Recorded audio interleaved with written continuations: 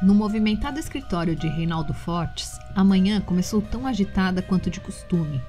O time administrativo estava ocupado em seus computadores, digitando ajustes em contratos, criando petições e arquivando atas de reunião.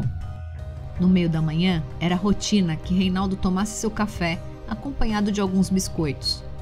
Era sua secretária Gabriela, uma loira exuberante, quem fazia religiosamente o café fresco e servia em um conjunto de prata especial. Também era ela quem levava o café para o escritório do chefe. Naquela manhã, não foi diferente. Gabriela entregou o café e Reinaldo agradeceu cordialmente. Antes mesmo que ela saísse da sala, ele já estava saboreando o café e mordiscando os biscoitos. De repente, um grito angustiante ecoou pelo escritório de Reinaldo, quebrando a monotonia da manhã. A chefe do time administrativo e Gabriela correram para a sala dele e se depararam com uma cena aterradora.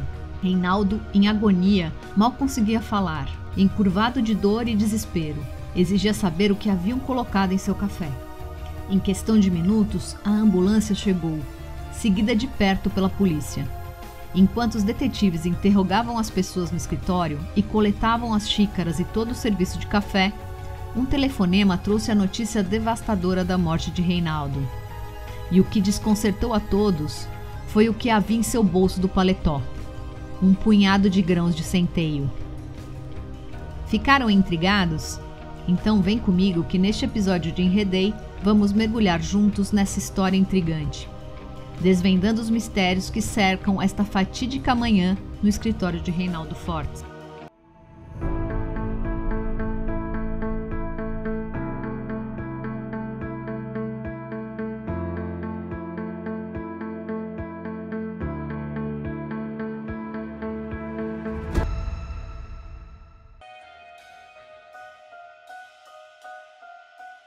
Oi gente, bem-vindos ao Enredei, o podcast com histórias policiais de ficção, adaptadas e narradas no estilo de True Crime. Eu sou Lilica, apaixonada por livros e histórias policiais, e este é o Enredei, onde cada palavra pode ser uma nova pista. Neste episódio do começo do ano e da nova temporada de Enredei, vou contar uma história que faz uma ligação audaciosa entre um punhado de cereal, pássaros mortos, um pedaço de bolo com mel e um pregador de roupa. Estas são só algumas das surpresas que a trama do livro 100 gramas de centeio que nossa rainha do crime apresenta para nós. Ele foi escrito por Agatha Christie e publicado originalmente em 1953, e trata-se de mais uma obra clássica da autora.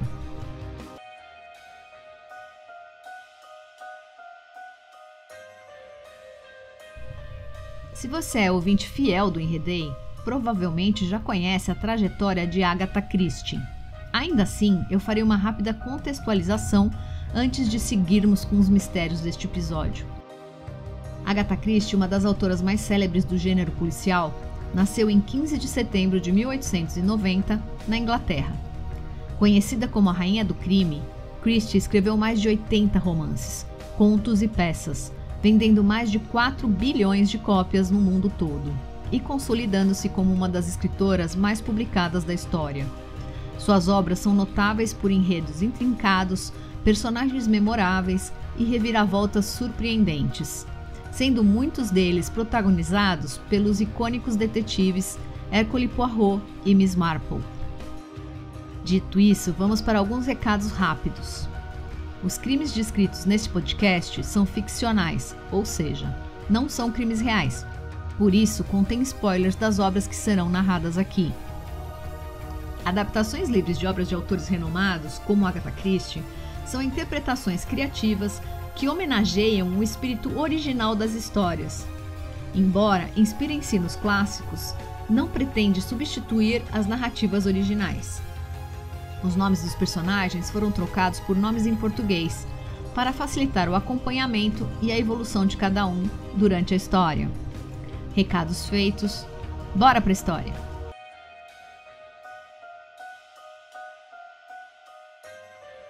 Reinaldo Fortes tinha uma aparência robusta, com traços que refletiam sua determinação e força de caráter.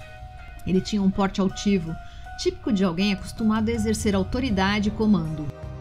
Era um homem de negócios de meia idade muito bem sucedido, dono de uma próspera empresa de importação que ele expandiu significativamente ao longo dos anos.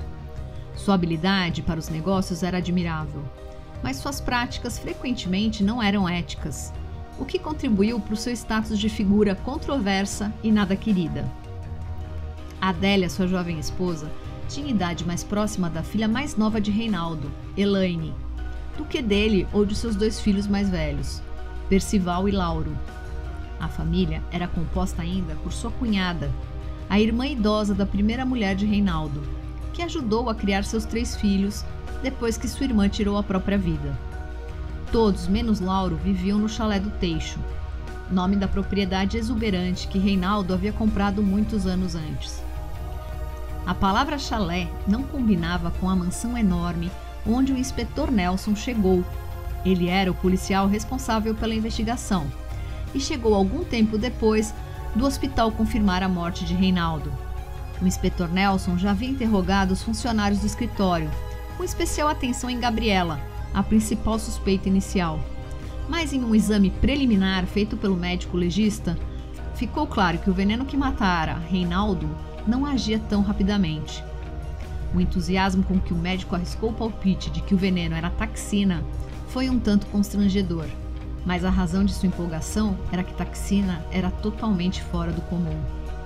O médico só achava que sabia o veneno porque algumas semanas antes, algumas meninas brincando de chá de bonecas tinham feito um chá de verdade, usando as frutinhas e folhas de um teixo, e tinham acabado no pronto-socorro, onde o médico ficou sabendo do caso. E se você, como eu, não conhece bem o teixo, vai aqui uma breve explicação. O teixo é uma espécie nativa da Europa, das montanhas do Atlas e da Ásia Menor. De crescimento lento, o teixo pode viver mais de 2.000 anos. Não é uma espécie que se dá bem no clima tropical do Brasil, embora com extremo cuidado possa ser cultivada aqui.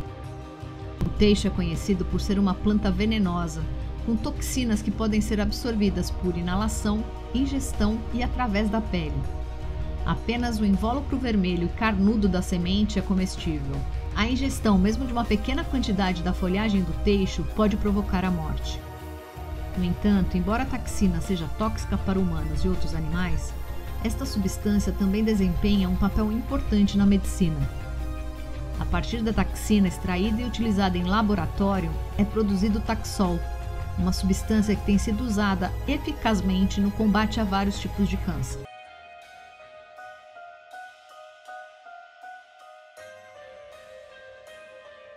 De volta para a história. O médico revelou um detalhe peculiar. Uma quantidade considerável de centeio foi encontrada no paletó de Reinaldo, levantando ainda mais questionamentos. Além disso, ele assegurou a Nelson que se o café de Gabriela fosse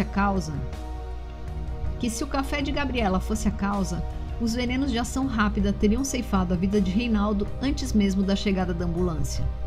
Não, o médico estava certo que Reinaldo tinha sido envenenado horas antes, no café da manhã em sua casa.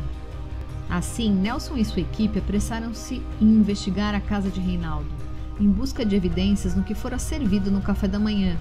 Com alguma sorte, ainda não teria sido descartado. A mansão enorme contava com um time grande de empregados. Além do mordomo que abriu a porta para Nelson, havia a governanta Doris, a cozinheira Carmen, 2 arrumadeiras, Gladys, uma jovem boazinha mas atrapalhada, e Jandira, uma senhora com muita experiência, e ainda um jardineiro e um faz-tudo. Nelson pediu para falar com Doris.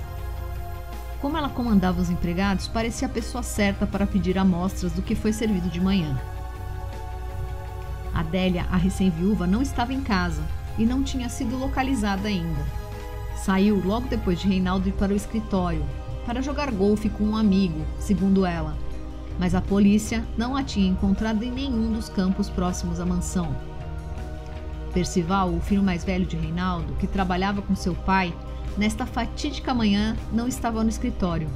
Tinha viajado a pedido de Reinaldo para resolver um problema em uma cidade próxima.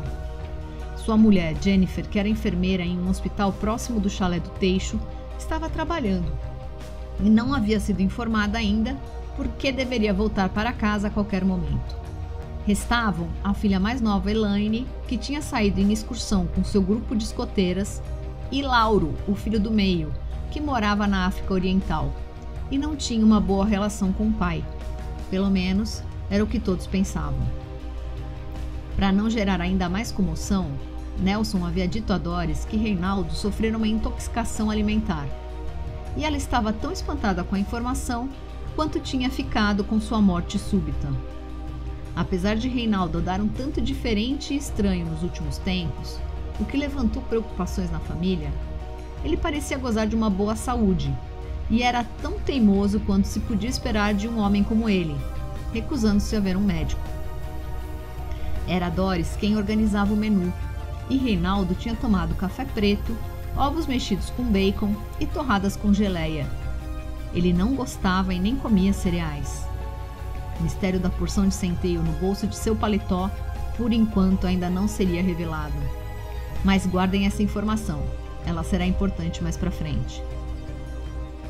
Infelizmente, a maior parte do que foi servido já havia sido descartado, e segundo Doris, era difícil que alguma coisa servida no café da manhã estivesse envenenada, já que a mulher de Reinaldo e sua filha tomaram café com ele e parecem ter se servido de pelo menos uma de cada uma das coisas que ele consumiu, sem passar mal. Enquanto Nelson conversava com Doris e interrogava a Gladys, a arrumadeira, que tinha colocado a mesa do café e parecia estranhamente nervosa, recolheu amostras do que foi possível encontrar ainda do café da manhã e estava à porta da mansão quando Adélia chegou. Uma loira muito bonita, sexy, 30 anos mais nova que Reinaldo, desceu de um carro de luxo e entrou na casa. A notícia da morte de seu marido pareceu abalar muito Adélia.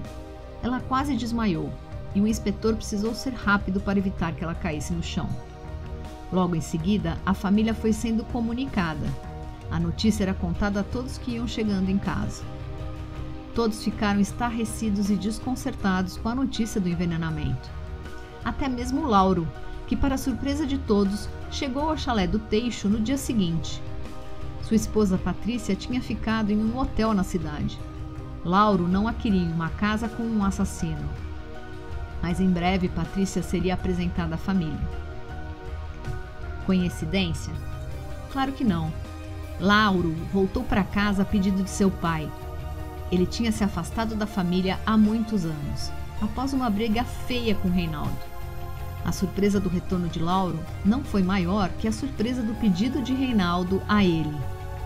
Percival ficou extremamente incomodado por não saber que o pai tinha voltado a falar com o irmão. Tudo estava acontecendo ao mesmo tempo, e o clima no chalé do Teixo era de desconfiança e agitação. Após o funeral, todos permaneceram na casa à espera da leitura do testamento. Percival, sempre leal ao pai, ressentia a presença de Lauro, reacendendo antigas rivalidades entre os irmãos. O pobre Percival era monótono, pão duro, chato, tanto ele quanto sua esposa Jennifer, uma enfermeira apagada que nunca questionava seu marido, mesmo quando seu maior desejo era mudar do chalé do Teixo. E Percival viveu muitos anos à sombra de seu irmão, bonito, aventureiro e extremamente charmoso. Percival sempre buscou a aprovação de seu pai e nunca foi do tipo questionador, ao contrário de Lauro, que saiu de casa porque não concordava com a maneira tirânica e controladora que Reinaldo impunha a toda a família. Reinaldo sempre deixara bem claro que o dinheiro era dele e quem quisesse viver às suas custas tinha que obedecer às suas regras. Elaine, a irmã mais nova, estava conformada com sua situação há muito tempo. Somente nos últimos meses vinha ensaiando uma rebelião contra o pai. Por quê? Tinha se apaixonado perdidamente por um professor, a quem o pai desprezava e proibira de namorar sua filha. Apenas Lauro parecia estar se divertindo com a situação criada pelo pai e não perdia uma chance de provocar seu irmão, dizendo que tinha decidido ficar na Inglaterra e ia assumir seu lugar no escritório de importação. Tia Elis, irmã idosa da primeira esposa de Reinaldo, preferia a tranquilidade de seu quarto espaçoso e desprezava o cunhado por seu tratamento cruel à sua irmã em vida. E mesmo após sua morte, ao se casar com Adélia, 30 anos mais jovem, que para todos estava interessada somente no dinheiro de Reinaldo. Tia Elis era uma senhora bem arrumada, muito religiosa, com ideias conservadoras, que sempre fora afeiçoada a Lauro. Ele era seu preferido, sem sombra de dúvida, e a velha senhora gostou muito de Patrícia, uma moça que já tinha sido casada antes, por 2 vezes, e que tinha ficado viúva dos 2 maridos. O primeiro morreu em um acidente e o segundo tinha se matado. Muito azar, né, gente? Ou havia alguma coisa ali? A jovem não parecia do tipo assassino, mas nunca se sabe. Ela reencontrou o amor com Lauro e era visível a paixão que um nutria pelo outro. E tia Elis gostou de ver seu sobrinho aventureiro e pouco confiável, apaixonado por uma jovem sensata. O mesmo não se podia dizer da escolha de Reinaldo para sua segunda esposa. Tia Elis desprezava Adélia até mais do que Reinaldo.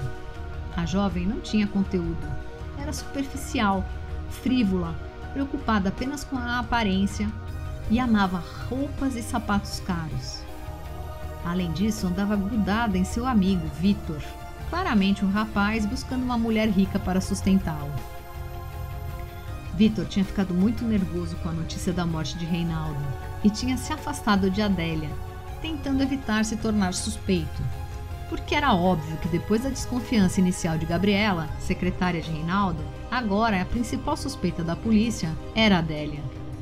Eles achavam que ela não vinha reagindo de forma apropriada para uma viúva, não tinha chorado o suficiente e nem parecia arrasada o suficiente. Mas o que era o suficiente? Esse é um tema recorrente em investigações policiais em relação às reações das pessoas mais próximas à vítima. E se você acompanha histórias de true crime, sabe bem que este tipo de julgamento, geralmente antecipado, causa muita dor e mais confusão aos inocentes envolvidos na vida da vítima. A gente nunca sabe como vai reagir, a verdade é essa.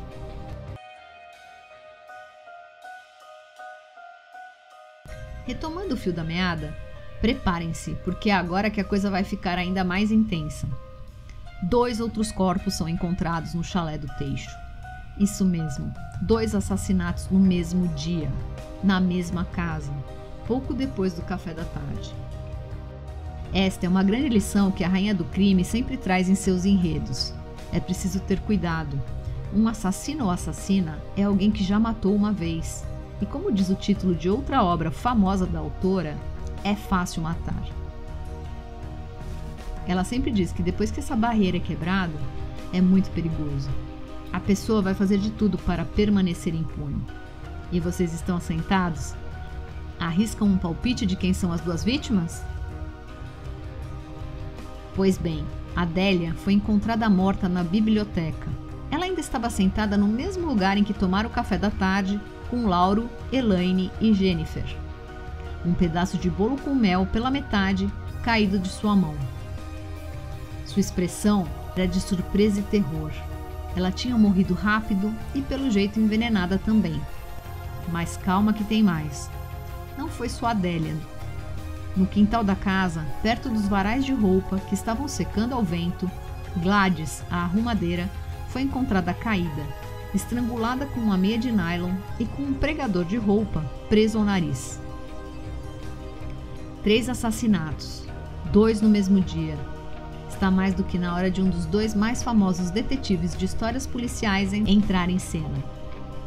E neste livro, 100 gramas de centeio, quem chega de maneira inesperada, como tudo que vem acontecendo na história até aqui, é Janete Marco.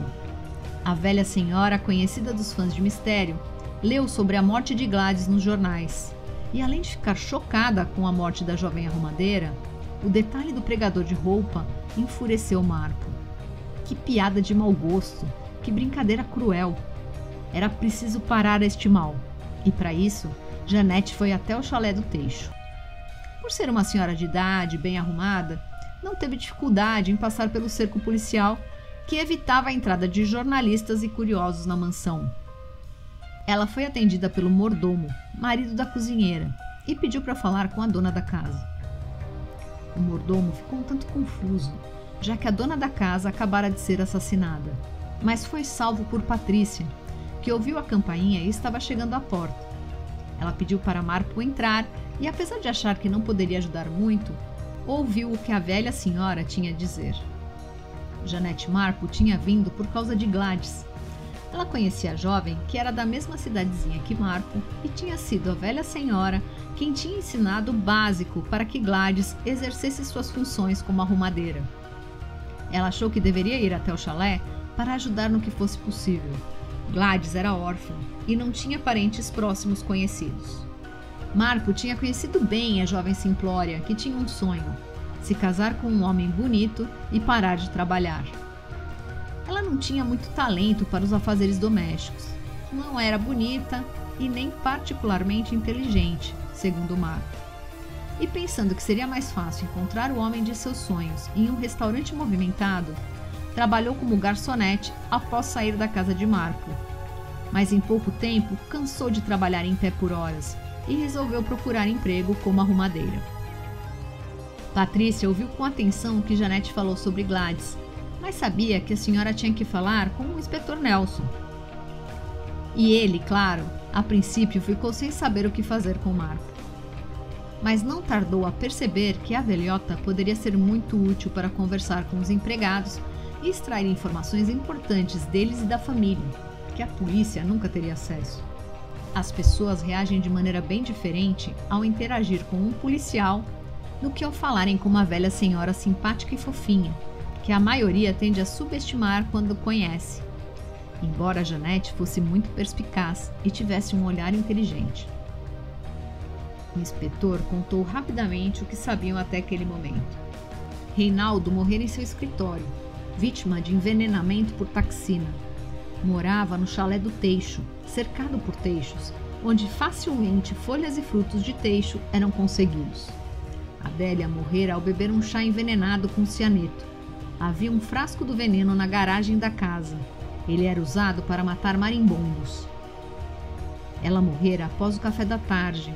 Gladys tinha deixado a bandeja do café no corredor e depois sumiu. Ela foi encontrada morta, estrangulada no quintal. Para Marco, os envenenamentos pareciam muito convenientes, mas acima de tudo, os detalhes do centeio no bolso de Reinaldo, o bolo com mel de Adélia e o pregador no nariz de Gladys faziam sentido para a velha senhora. O que deixou Nelson intrigado. Para ele e para a gente não fazia o mínimo sentido, né? Foi então que Janete cantou uma velha cantiga infantil. Eu vou ler a letra para vocês, porque eu não sei cantar. Eu sou muito desafinada e eu também não tenho ideia da melodia. Então vamos lá. Reparem que canção mais singela.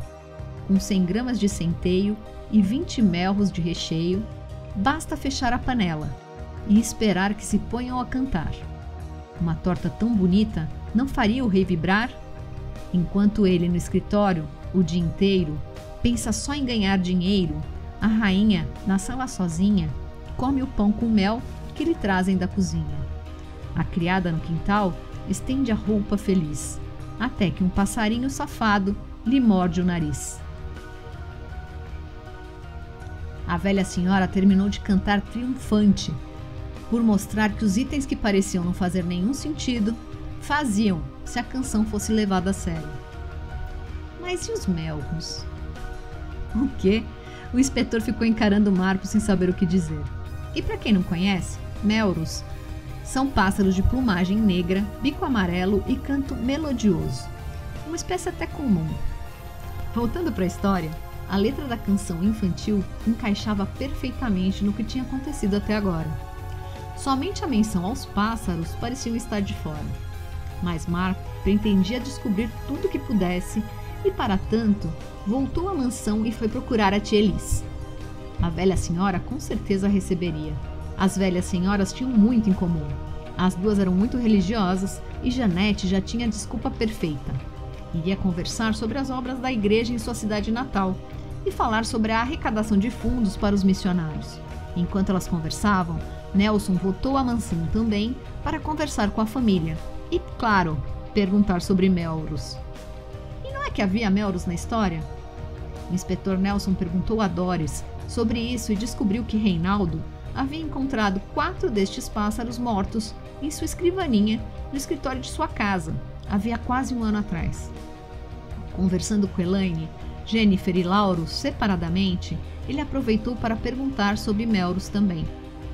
Confirmou que os Melrose mortos na mesa tinham acontecido no ano anterior e que mais recentemente, em torno de 3 a 4 meses atrás, uma torta de Melrose mortos apareceu na despensa. O recheio tinha sido retirado e substituído por pássaros em decomposição. Horrível! Ninguém parecia saber quem era o autor das brincadeiras, entre aspas, e nem se interessar muito em descobrir. Somente quando falou com Lauro, recebeu uma informação diferente, que parecia encaixar melhor na investigação.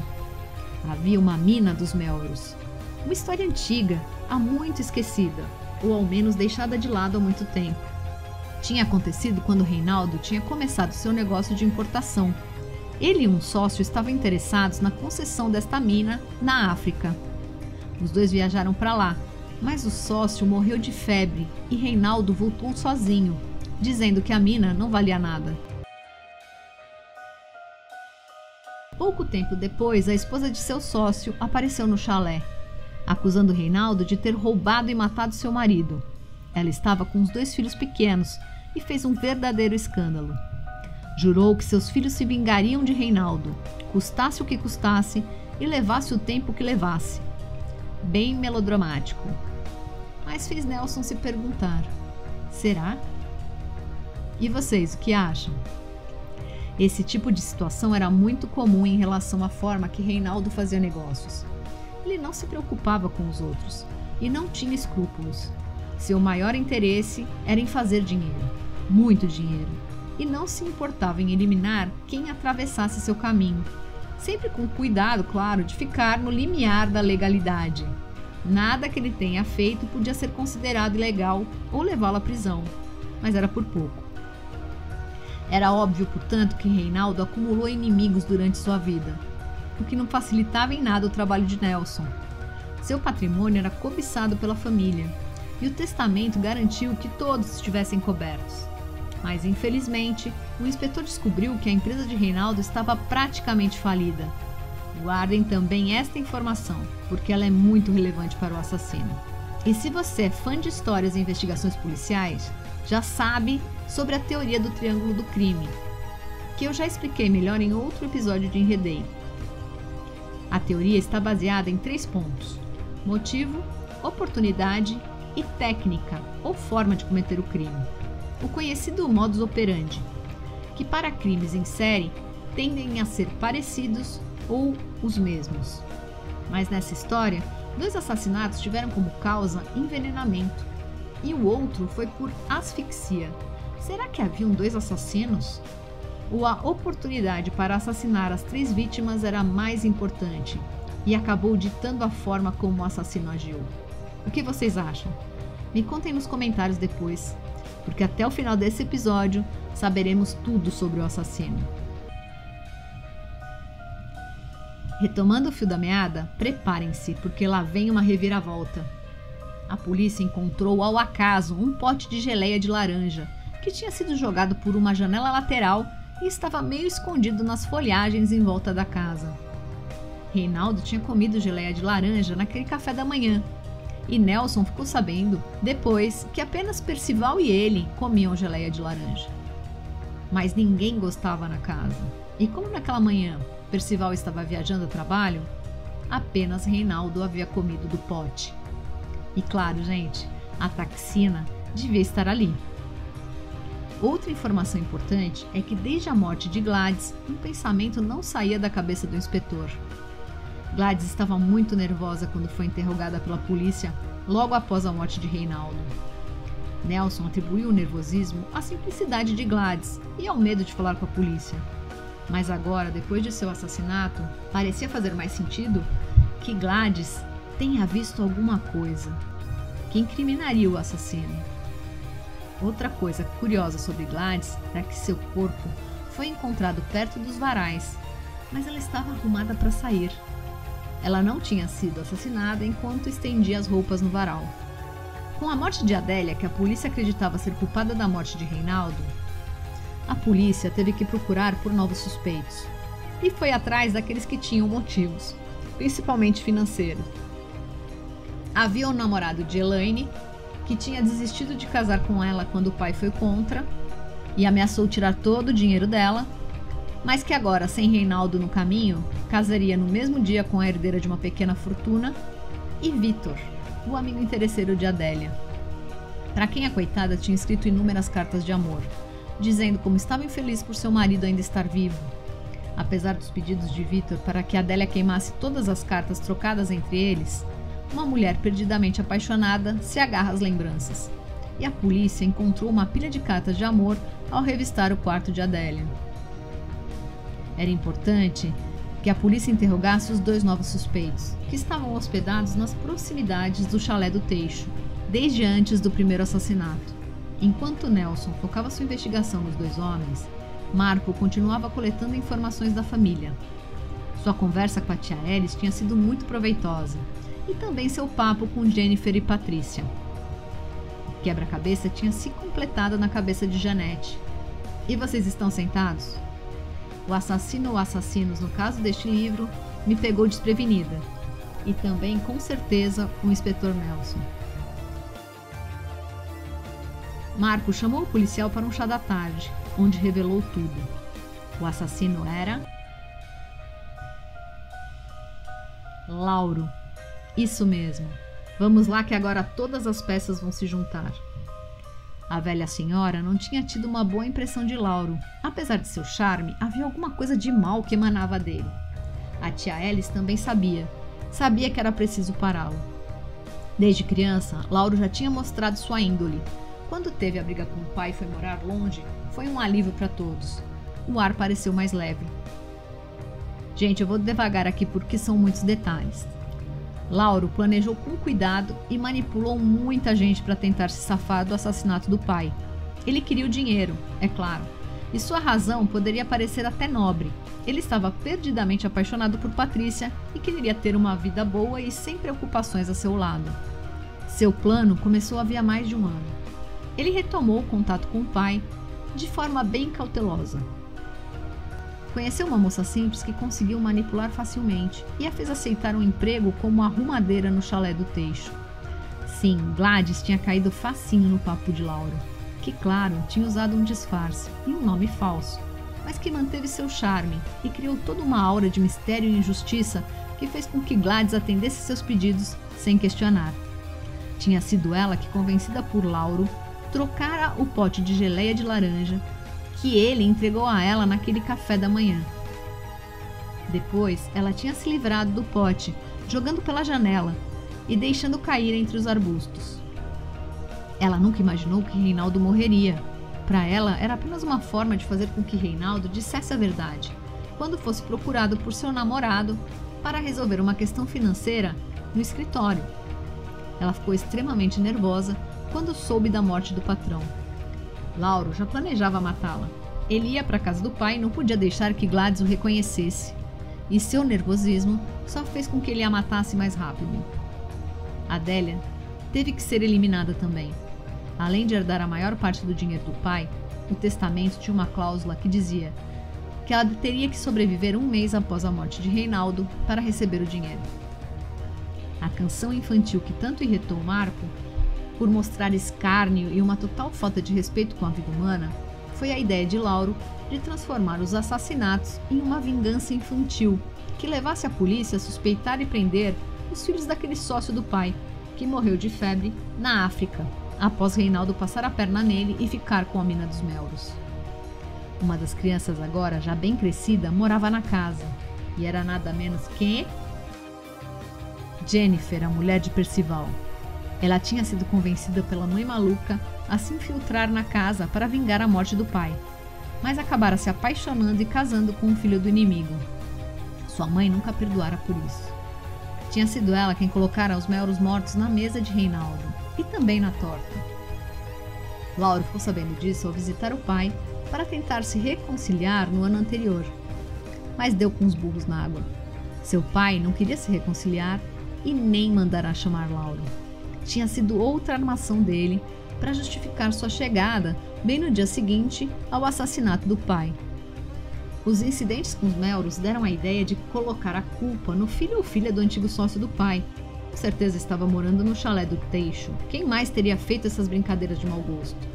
A canção encaixou direitinho e depois disso, se seu pai não ia ceder, ele teria que morrer. Em mais um golpe de sorte, foi encontrada uma reserva de petróleo enorme, onde antes era a mina dos Melrose, que não continha nada de ouro. E ao saber disso, Lauro ganhou ainda mais motivação para o crime. E também foi por isso que ele resolveu atazanar seu irmão, dizendo que iria trabalhar no escritório. Ele queria que Percival concordasse sem pensar muito, nem pesquisar nada, e lhe dar os papéis com a concessão da mina, que não tinha ouro, mas que ia valer muito em breve. Em sua visita, Lauro soube de mais uma coisa. Seu pai estava doente e vinha tomando decisões bem ruins no negócio. Ia acabar sem nada. Era preciso agir, e quanto antes melhor. E o plano tinha sido elaborado com cuidado e realizado até ali sem erros. Ia ser difícil para a polícia provar que tinha sido isso que acontecera, porque não havia prova física. Nelson acreditava totalmente na teoria de Marco, mas estava achando bem difícil provar que Lauro tinha maquinado tudo isso. Foi a velha senhora quem veio em seu socorro mais uma vez. Ela recebeu uma carta atrasada de Gladys, onde a moça pedia ajuda da velha senhora e contava toda a história sobre a morte de Reinaldo, e junto com a carta tinha mandado uma foto de Gladys e Lauro. O mal sempre acaba mal.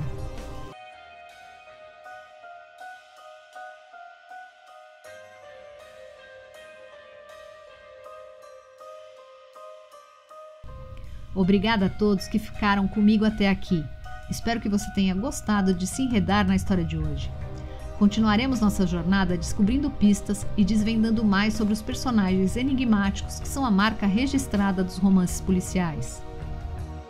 Lembrem-se que esta é uma adaptação livre do livro 100 gramas de centeio de Agatha Christie, e muita coisa ficou de fora. Eu recomendo para quem ainda não leu e quiser saber mais sobre essa história, que leia o livro. Mande seus comentários, pensamentos e sugestões. Eu conto com vocês para me ajudar a manter a qualidade e relevância do podcast e garantir que o conteúdo seja sempre interessante. Se você gostou do episódio de hoje, por favor, compartilhe com seus amigos, poste nas suas redes sociais ou envie diretamente para eles. E não se esqueça de seguir o podcast em sua plataforma preferida e ativar as notificações para saber sobre os novos episódios. Se puder, também avalie. Obrigada a todos que ouvem e apoiam o podcast Enredei. Sem vocês, isso não seria possível. Cuidem-se e até a próxima história.